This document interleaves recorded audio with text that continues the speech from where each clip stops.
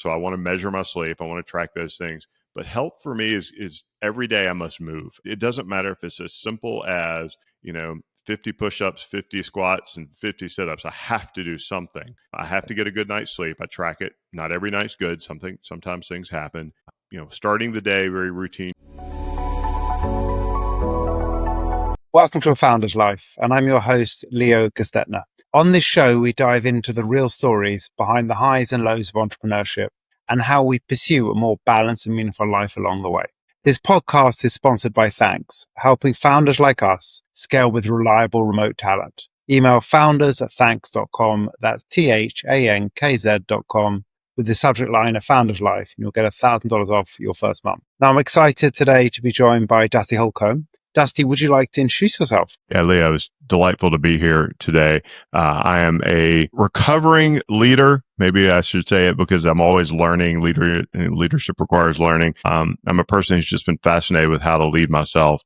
I've had the privilege and honor of serving people and organizations as president, CEO, but most impactfully and most importantly, trying to create an impact for others and empower the success of others. And that's my personal mission statement. And it's a privilege to be able to share a little bit with you. Great. Well, thank you. What I'd like to start off with is, why don't you talk to a little bit about your personal journey that brought you to where you are today, and then dive into a little more about how you're really able to help in your business. Yeah, I think the seeds of my personal journey were planted when I started being homeschooled when I was in 5th grade. We lived in a very rural area, and that was the best option. And my learning style became one of reading. And so I became fascinated with how to read, what to read. History specifically was just a great motivator. And that led me to wanting to learn about psychology, learning about how people think, about how people impact others. And I didn't know what I wanted to be when I grew up. I had no idea. In fact, I went to business school because I was thinking, I can always get a job.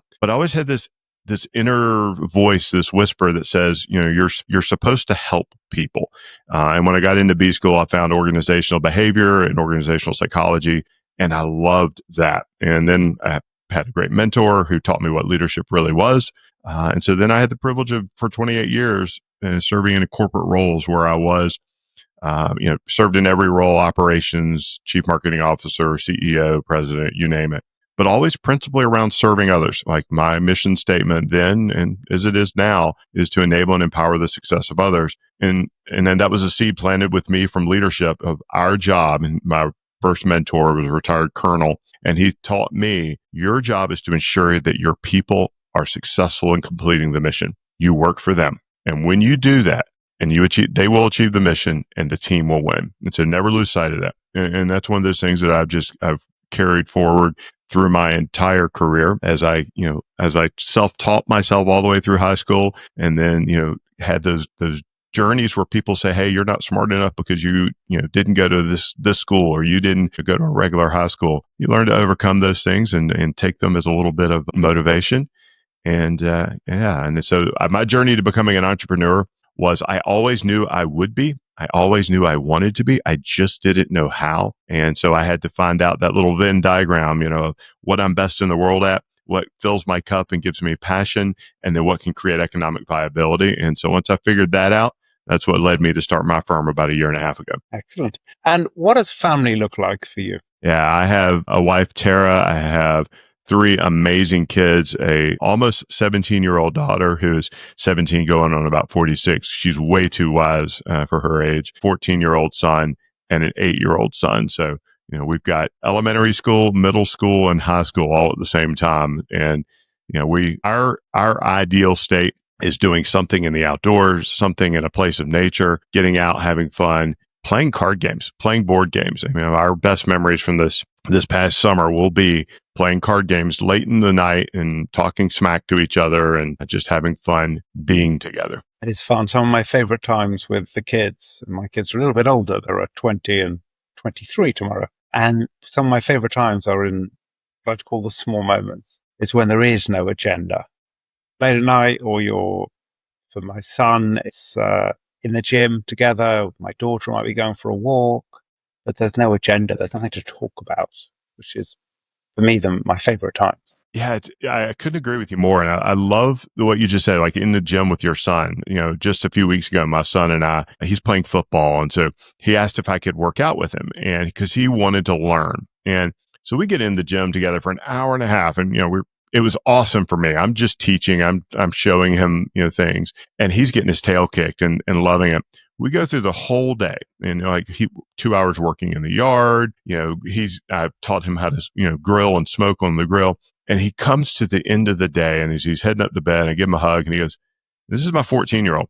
Dad, today was awesome. What a great day." And in my mind, I'm going, you got your butt kicked in the gym. You did yard work around the house. You had to cook. And it was not about, we had an agenda. We didn't. It was all about being present. And, one of my favorite pastors, says that kids spell love, Time. And it was a good reminder for me. And, I struggle with that sometimes, if I'm being completely honest. I love that. And I have to tell you, the fun thing is my 20-year-old son, who was 14 when we started weightlifting every day together, or boxing, I was certainly teaching him. I was lifting much heavier. At 20 now, not only is he lifting much heavier weights than I am, he's also telling me all the things that I'm doing wrong, where my form is wrong. And I love that. I'm completely love the fact that he's got much more knowledge than I have. Great. And that's so much easier now than that would have been for us as kids to get that knowledge. It's really cool when they make that divide, or that they cross over that chasm inflection point of absorbing information to sharing. And they, even at my 8-year-old wants to do that, right? Teach me all about what he's learned in Minecraft, which I know nothing about. But man, when they do start kicking your tail, or they do start telling you that you're doing things wrong. And I'm like you, I love it, because I don't need to be right. I have zero interest in being right. I have every interest in doing what is right and learning how to be better. And when your kids start teaching, it is like my kids teach me every day. I have to remind myself to make sure I'm listening. Being present. It's hard. Yes. What do you like to do for health? Whether that's, by the way, mental, physical, sleep, however that looks for you. Yeah, I spend a lot of time thinking about how to optimize. I got hooked on Peter Attia's longevity work about, 7 or 8 years ago. And, really opened my mind to, there are domains you really have to pay attention to. You mentioned sleep. Like I was the guy who reveled in the fact that, I could get by on 5 hours of sleep a night, not realizing that, that's not a badge of honor. That's actually a sign of weakness, a lack of prioritization, a whole bunch of other things. So for me, it's measuring, because I'm a bit of a nerd. So I want to measure my sleep. I want to track those things. But health for me is every day I must move. It doesn't matter if it's as simple as, 50 push-ups, 50 squats, and 50 sit-ups. I have to do something. I have to get a good night's sleep. I track it. Not every night's good. Sometimes things happen. Starting the day, very routine driven, cold water, meditation, devotional, journaling before I allow myself to touch the phone, the technology, or anything else. Get some movement in, and try to optimize and eat healthy, etc. I went through a phase of life where I was doing a bunch of Ironman racing and, all the long distance stuff, which I loved. Wish is the wrong word. I'm wrestling with how I'm going to get back to that. But also, like anything else, it can become an obsession too, and it can take over your life. And so I want to find that I'm always striving for balance. I don't think there's any such thing as work-life balance, or like this perfect ratio one must achieve. I think we as people who lead ourselves effectively have to understand we are always balancing. We're always navigating the tensions that are existing. And so for me, health is trying to become better every day at navigating that tension. So it's going to be take care of my body, take care of my mind, take care of the space I'm in, by reading, et cetera. And yeah, it's always tuning and always tweaking it. What do you like to do for fun? For fun is get out with the kids on the water, go boating, stuff like that. Get out in the outdoors, go hiking, go hunting, go fishing, anything that's outdoors and active. And sometimes, when I've done those things, it's just sitting down on the porch with a good book, like sitting outside and, just reading something that doesn't have anything to do with, business or anything else. And for me, it's going to be history. It's going to be some type of history or some type of thing like that, because that's not work. That's just absolute joy. How about you? What is your, I'm curious, Leo, what is it that you do for fun that fills your cup? That's an interesting one. I mean, I enjoy life generally. I'm in a good place. Don't get me wrong. I work hard. Working out is fun. I mean, going for a long run or going for a walk with my daughter or, whatever the form that takes, I actually get pleasure out of that. And that took a long time. Don't get me wrong. I used to hate it. It takes time for those positive endorphins to kick in and then it becomes addictive. So, working out, spending time with loved ones is for me, fun in whatever form that takes. Quite often the small moments being going for a walk or sitting on the balcony and having a nice meal or whatever it is. So, for me, fun takes a lot of different shapes. I love travel. I'm planning where I'm going to go for October, November. I'll be somewhere in the world. I'm not quite sure where on my digital nomad journey. So, yeah, I mean, lots of different things take place in that area that we'll call fun for me. I love that. Yeah, I think, you hit a great reminder for everyone, and me included, is that just being present, being in that space, actively in that space, not thinking about where you should be or where you could be, but reveling in where you are. And I think maybe that's one of the secrets to just having fun, is being appreciative of exactly where you are right now. Yeah. I mean, I'm lucky in the fact that I am very much a half full guy. I know plenty of people who are glass half empty people. It's just not my nature. However negative things are, and as an entrepreneur, we all have successes and we have failures. It's the nature of an entrepreneur. Even through the failures, I look at the positives. I look at tomorrow. And generally in life, I'm not a big one at overanalyzing what happened last week, last month, last year. In business, there's reasons to do aspects, but in life, I don't believe in that. I'm much more, what do I want to be? What do I want to achieve? Let's look at the present. Let's make a difference for tomorrow. It's like, I don't need apologies, for example. There's something that just don't feed me. I don't need them. I'd much prefer that we change whatever that pattern is and be different today, be different tomorrow. Yeah, we have a very similar mindset and approach. I only want to spend enough time looking at the past to understand and learn so that we can get to, improve on where we're going and how we get there. Some people say that glass half full or that eternal optimism is a negative or is isn't realistic. And I argue that it is that mindset that allows you to shift forward at a much more sustainable, durable, and enjoyable rate. One of my favorite books, I just finished my annual reread of it, is Viktor Frankl's Man's Search for Meaning. And it's that, that ability to choose, no matter what's going on in the world around you, and really just focus on your response and where you want to go. It's that forward view is just so powerful. And I had to learn the hard way. You can't force that on other people. They have to get there themselves if they're going to. It's their choice, not mine. And I'm also not going to be a victim of their choices where and allow those things to influence me. It's like the Bruce Lee quote, it's going to be like water, my friend. Like somebody else's mindset is going to be water around me and just flow. I'm not going to let it affect me. Yeah. If it lets you affect you, it's you, not them. Yep, exactly. People are welcome to be who they want to be. You can choose whether you spend time with them, but people are welcome to be who they want to be. And I do have a no arseholes rule, as in that we all have to do a little bit of that, but generally just not interested in spending time, whether it be socially or in business. I don't want customers who are arseholes. It doesn't mean I love all my customers, but generally I just don't need to work with people I don't like at all. Couldn't agree with you more. Life is too short, right? And the return on invested time. And I do think a lot about that, like because I agree, no asshole rule. Doesn't mean I like everybody, but man, life's too short, and there are people that are enjoyable and pleasurable to work with, and you will create more value for them, and they will receive more value, and you will receive more in return. So I'm full agreement. Doesn't have to like everybody. And frankly, sometimes I'm not that likable, but I'm always going to show it with an intent to make someone else's day better. It's funny. We had a customer who,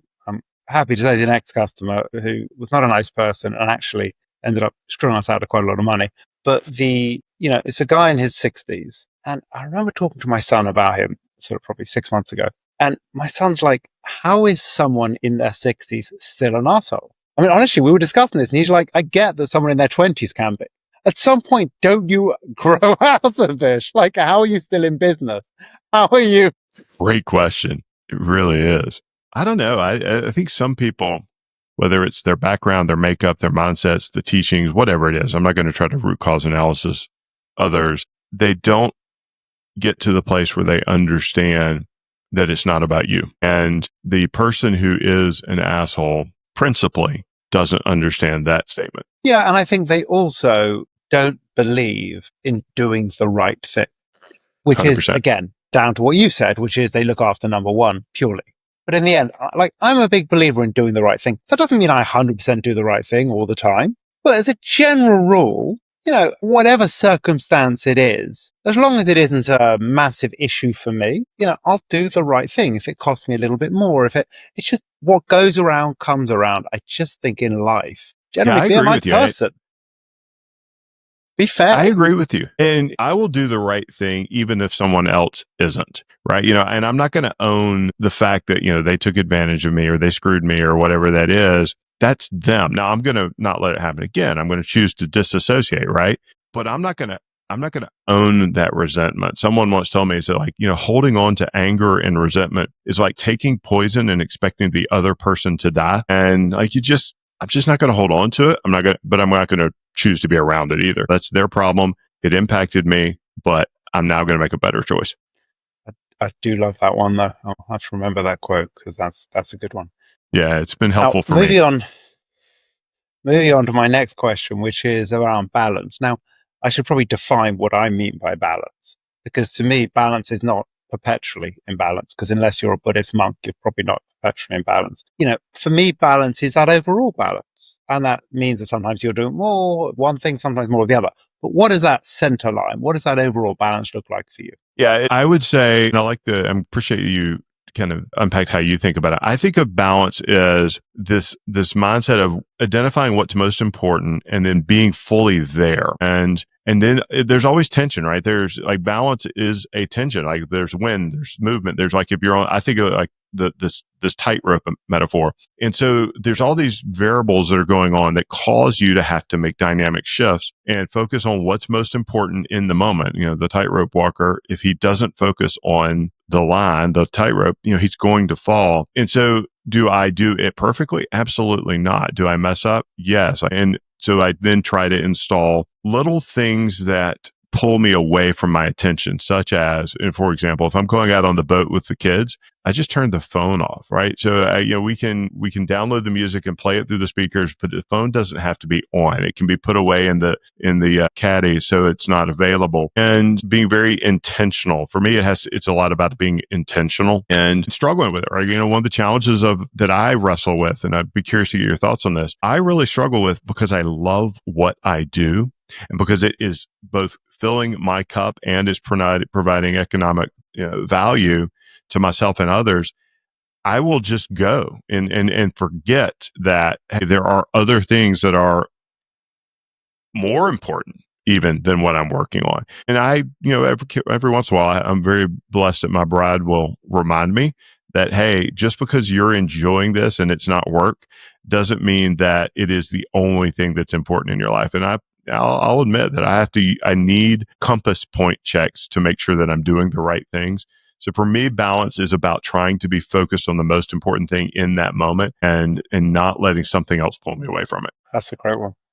Really about being present in that moment. Yeah. It's hard, but it's like meditation. When you find yourself thinking, that's the point of meditation. You just get to start again. And, I would say that that's probably been one of the most formative practices that I've developed about 10 years ago, was a daily meditation habit. And I didn't get it at first. I did it because somebody recommended it. But what I realized is that it was actually the installation of a circuit breaker. And it was the ability to pause in the moment and go, okay, I need to begin again. I need to not say this. So the little things like that just allow you to have a circuit breaker. Yeah, I like the way that Headspace talks about it. And, it's, yes, your mind will get disturbed and you'll go off on something else. But what it's about is not criticizing that, not trying to say, oh, I shouldn't be thinking about that. It's recognize it, let it go. It's like the cloud in the sky. It's, oh yeah, I see you.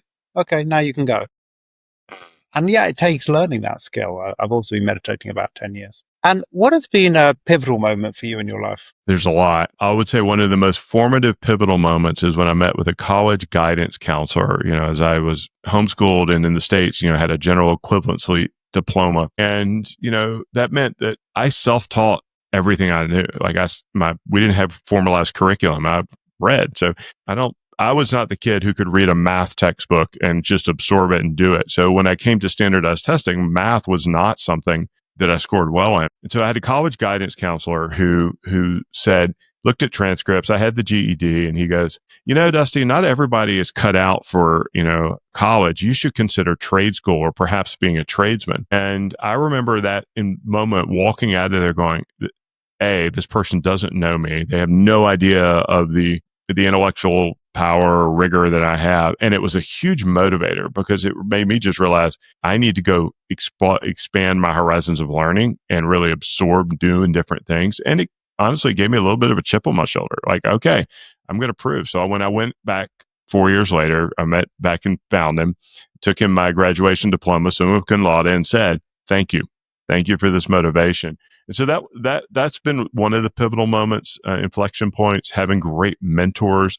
I was 22 years old, 21 years old, the first time I was leading teams. And at 23 years old, I was hired to move a call center, hire 300 people, and build a culture in a remote town. I had no business doing that. I didn't have the chops intellectually or experientially, but I had people who believed in me, and I had great mentors who taught me that as long as I remembered it wasn't about me, focus on the mission, that we can get the right team in place. So I've had a wonderful journey and lots of things that have framed me, and they've all become additive in helping me continue to grow and learn. Nice. And what's one piece of advice you would give to an aspiring entrepreneur? The one piece of advice I would give to an aspiring entrepreneur is to relentlessly distill, and focus on what's most important for the next cycle of your business or of your growth. I had to learn that lesson the hard way. Becoming an entrepreneur, I'd been an intrapreneur in corporate world. So I was a guy on the corporate side who would take a new business venture and scale it. That's very different than being an entrepreneur where you're doing all of it, or it's your baby. And as I converted from corporate to being an entrepreneur, I had been a scale guy my entire career, the guy who took businesses and grew them. And I had to learn how to become a growth leader. And as an entrepreneur, like focusing not on the ability to scale this thing to, 10,000 users or 100,000 users or anything else. Like, let's get to the user of 1 and then 2 and then 3. So relentless distillation and focus is the advice that I would give an entrepreneur. It's the advice I would give myself in going back to any stage of my career. Is like, determine the most important thing, do that thing, allow others to bring ideas, but be good at saying no. Be good at saying no. That's a good one. And It's how a can full people sentence. find you? Yeah, they can find me on LinkedIn, of course, Dusty Holcomb, or they can visit arcusgroup.com, ARCQUS group.com. That's our leadership consulting firm. Or they can hear me on my podcast, Leadership Unlocked. And it's such a joy and a privilege to talk to leaders and learn from them. And so any of those ways, simply email me, dusty@arcusgroup.com. Like I love great conversations. Well, thank you for joining us today. Thank you so much, Leo. It's been a delight. You've taken me down a path or two I haven't thought about in a while. I appreciate that journey. Excellent. That's the aim. And thanks for listening to today's episode. If you enjoyed this conversation, don't forget to subscribe to the channel, tell your friends, and please leave a review.